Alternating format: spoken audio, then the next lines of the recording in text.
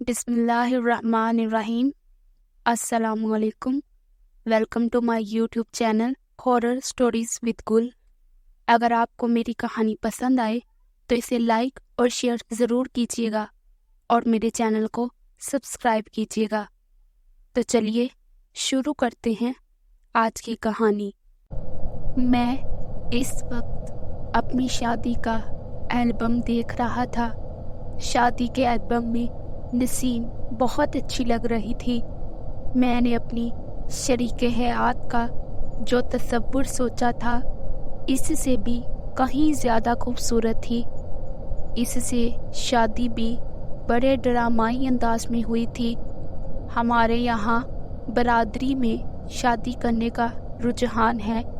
جو برادری سے باہر شادی کر لے اسے اچھی نگاہ سے نہیں دیکھا جاتا تھا۔ نسیم کا تعلق ہماری برادری سے نہیں تھا۔ میں ان تصاویر کو دیکھ کر تصور میں دوبارہ سے شادی والے دن میں پہنچ گیا تھا۔ سب گھر والے اور رشتہ دار شادی کی تقریب میں موجود تھے۔ میرے دوست بھی میرے ارد گرد بیٹھے تھے، مجھے مبارکباد دے رہے تھے اور میری قسمت پر رشک کر رہے تھے کہ اتنی خوبصورت بیوی مجھے مل رہی ہے۔ میں خود بھی اپنے آپ کو خوش نصیب تصور کر رہا تھا کہ مجھے تصور سے بھی زیادہ حسین بیوی مل رہی تھی۔ یار تم نے بہت اچھی جگہ ہاتھ مارا ہے۔ ظہیر نے میرے کندھے پر اپنے ہاتھ کا زور دیا۔ میں نے مسکرا کر اس کی طرف دیکھا۔ بھائی اپنی اپنی قسمت ہے، زبین نے زوردار کہکا لگایا۔ اس نے یہ جملہ جان بوجھ کر ادا کیا تھا کیونکہ ظہیر کی بیوی واجبی صورت کی مالک تھی، جبکہ ظہیر ایک خوبصورت سمارٹ نوجوان تھا۔ جب وہ دونوں ساتھ کھڑے ہوتے تو دونوں کی جوڑی بے جوڑی سی لگتی تھی۔ ہاتھ ہلکا رکھو، ہر وقت اس کا مذاق مت اڑایا کرو، میں نے ہلکے سے زبیر کے کان میں کہا۔ میری بات پر وہ مسکرا کر رہ گیا۔ اس وقت نسیم کی بہنیں اور کزن دودھ کا گلاس لے کر آئیں۔ گلاس دیکھ کر میں اور میرے دوست چونکے۔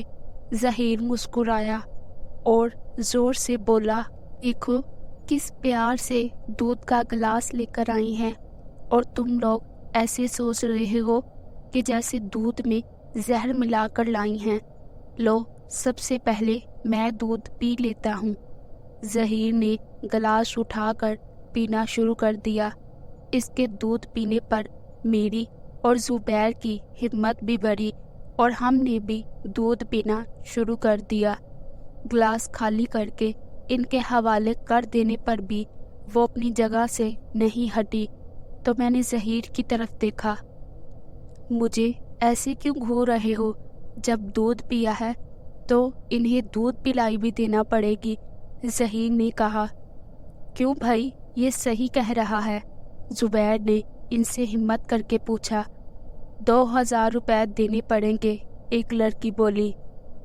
ارے باپ رے باپ، یہ رقم بہت زیادہ ہے، کچھ رعایت کرو۔ کیوں 2000 روپے زیادہ ہیں؟ دوسری بولی۔ ہاں بہت زیادہ ہیں، ابھی جوتا چھپائی کی رسم بھی باقی ہے، زبیر نے کہا۔ ٹھیک ہے 100 روپے کم دے دو، تیسری لڑکی چہکی۔ یہ تو تم نے بہت بڑی رعایت کر دی ہے، ظہیر نے کہکا لگایا۔ ہاں ہاں، انہوں نے حاتم تائی کی قبر پر لات مار دی ہے، زبیر نے کہا۔ اس کی بات پر لڑکیوں کی ہنسی چھوٹ گئی۔ اچھا 1500 روپے دے دو، پہلی لڑکی بولی۔ نہ تمہاری بات نہ ہماری بات، 1000 روپے لے لو، ظہیر نے چہکتے ہوئے کہا۔ ظہیر کی بات پر لڑکیاں سوچ میں پڑ گئی اور پھر مان گئی۔ ظہیر نے اس وقت 1000 روپے کا نوٹ لڑکیوں کے حوالے کر دیا اور وہ خوشی خوشی چلی گئی۔ 1000 روپے میں بھی یہ دودھ مہنگا ہے، میں نے ظہیر کے کان میں سرگوشی کی۔ یہ خاص دودھ ہے जो लड़कियों ने पेश किया है। जो दूध हम खरीदते हैं वो आम दूध होता है, ज़हीर ने कहा। इसके पीने से कुछ होगा तो नहीं? मैंने चौंक कर पूछा। कुछ नहीं होगा तुम्हारे साथ, हम हैं। ज़ुबैर ने मेरे कंधे पर थपकी दी। अम्मी जान के चीखने की आवाज़ पर मैं माजी से दोबारा हाल में लौट आया और तेज़ी से अम्मी जान के कमरे में गया। अब्बू भी परेशानी के आलम में कमरे में खड़े थे। क्या हुआ अब्बू? मैंने पूछा। कुछ नहीं, तुम्हारी अम्मी ख्वाब में डर गई हैं। ख्वाब में डर गई हैं? मैंने पूछा। हाँ, वही ख्वाब नज़र आया था कि खौफनाक शक्ल की औरत इनकी तरफ बढ़ रही है और वो तुम्हारी अम्मी का गला घोंट दे देना चाहती है। अब्बू, अब हर सूरत अम्मी जान को किसी अच्छे आमिल को दिखाना ही पड़ेगा, क्योंकि ये ख्वाब अब इन्हें बाकायदगी से आने लगे हैं। अक्सर इन्हें अकेले में ऐसा भी महसूस होता है कि कोई शय है जो इनके साथ साथ चल रही है। काशिफ बेटे, मैंने पहले इस बात की संजीदगी से नोटिस नहीं लिया था, लेकिन मसलसल इस तरह ख्वाब में डरना और अकेले में किसी शय की मौजूदगी का एहसास होना इस बात की अलामत है कि ज़रूर कोई गड़बड़ है और तुम्हारी अम्मी को किसी आमिल को दिखाना ज़रूरी हो गया है। अब्बू ने कहा। जी अब्बू, इस मामले में कोई सुस्ती ना करे, मैंने कहा। मैं वापस कमरे में आ गया। शादी की तस्वीर का एल्बम बेड पर पड़ा था। इसे मैंने एक बार फिर उठा लिया। दुल्हन के लिबास में नसीम बहुत ही प्यारी लग रही थी। बिल्कुल चीनी गुड़िया महसूस हो रही थी। रंग भी इसका दूधियाई था जो इसके हुस्न को चार चांद लगा रहा था। नसीम से दोस्ती भी एक इत्तेफाक था। एक दिन मैं घर में फारिग बैठा था। मुझे बैठे बैठे बोरियत का एहसास होने लगा, तो मैंने चंद एसएमएस बनाए और अपने दोस्तों को भेज दिए। एसएमएस किए मुझे अभी चंद मिनट ही गुजरे थे कि एक एसएमएस आया। आप कौन हैं? मैं ये पढ़कर चौंका। वो नंबर भी नया था। मैंने जवाब में लिख दिया, आप कौन हैं और मुझसे ये क्यों पूछ रही हैं कि आप कौन? जवाब में फिर एसएमएस आया जिसमें लिखा था, आपने चंद एसएमएस मुझे किए हैं इसलिए पूछा है। मैंने एसएमएस पढ़कर अपने मोबाइल को चेक किया। भेजे गए एसएमएस में एक नंबर वही था जिससे मुझे एसएमएस आया था। जब मैंने नंबर को गौर से देखा तो एहसास हुआ जल्दबाजी में ज़ुबैर के मोबाइल नंबर्स के आखिर के 2 नंबरों में बटन गलत दब गए थे, जिससे एसएमएस ज़ुबैर की बजाय गलत जगह चला गया था। गलती का एहसास होने पर मैंने फौरी तौर पर माजरत का एसएमएस कर दिया। जवाब में फिर एसएमएस आ गया, वैसे आपके मैसेज अच्छे थे इसलिए मुझे पसंद आए हैं। ये पढ़कर मैं ज़ेरे लब मुस्कुरा दिया।